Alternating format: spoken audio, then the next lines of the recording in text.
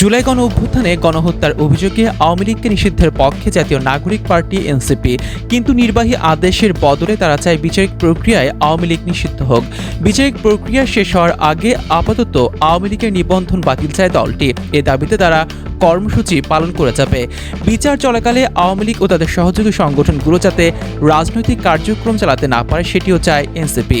তারা আওয়ামী লীগকে পুনর্বাসনের যে কোনো চেষ্টার বিরুদ্ধে কঠোর অবস্থানে থাকবে।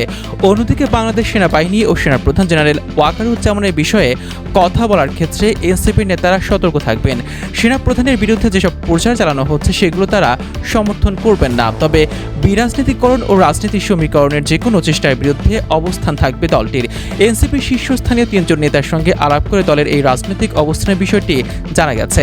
এ ব্যাপারে জানতে চাইলে দলের জ্যেষ্ঠ যুগ্ম আহ্বায়ক সামান্থা শারমিন বলেন, এই মুহূর্তে এনসিপি আওয়ামী লীগের নিবন্ধন বাতিলের উপর গুরুত্ব দিচ্ছে, তবে বিচারিক প্রক্রিয়া সহ বিভিন্ন ধাপ পার করে আওয়ামী লীগকে নিষিদ্ধের দিকে আমাদেরকে এগোতে হবে। এদিকে এনসিপি নেতারা আরও মনে করেন, অধ্যাপক ইউনূস যেহেতু বলেছেন আওয়ামী লীগকে অন্তর্বর্তী সরকার নিষিদ্ধ করার কোনো পরিকল্পনা নাই, সেহেতু সেই অবস্থান বদলের সুযোগ কম।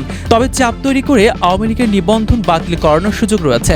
নাম না প্রকাশ করার শর্তে এনসিপির একজন নেতা বলেন, নির্বাহী আদেশে আওয়ামী লীগকে নিষিদ্ধ করার বিষয়ে তাদের অবস্থান কিছুটা পরিবর্তন এসেছে। কারণ জুলাই গণ অভ্যুত্থান নিয়ে জাতিসংঘের তথ্যানুসন্ধান প্রতিবেদনে দল নিষিদ্ধ না করার কথা বলা হয়েছে। এরপর তারা চিন্তাভাবনা করে নিবন্ধন বাতিলের দাবিটিকে সামনে আনার সিদ্ধান্ত নেন। এই নেতা আরও মনে করেন, পরে আদালতে বিচারিক প্রক্রিয়ায় আওয়ামী লীগ নিষিদ্ধ হলে সেটি নিয়ে বিতর্ক তৈরি করার সুযোগ থাকবে না।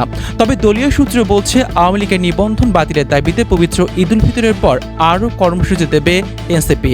অপরদিকে 22 মার্চ পুরান ঢাকায় এক ইফতার অনুষ্ঠানে এনসিপির আহ্বায়ক নাহিদ ইসলাম বলেন, আওয়ামী লীগের পুনর্বাসনের কোনো ধরনের পরিকল্পনা করা হলে তা কঠোর হস্তে দমন করা হবে।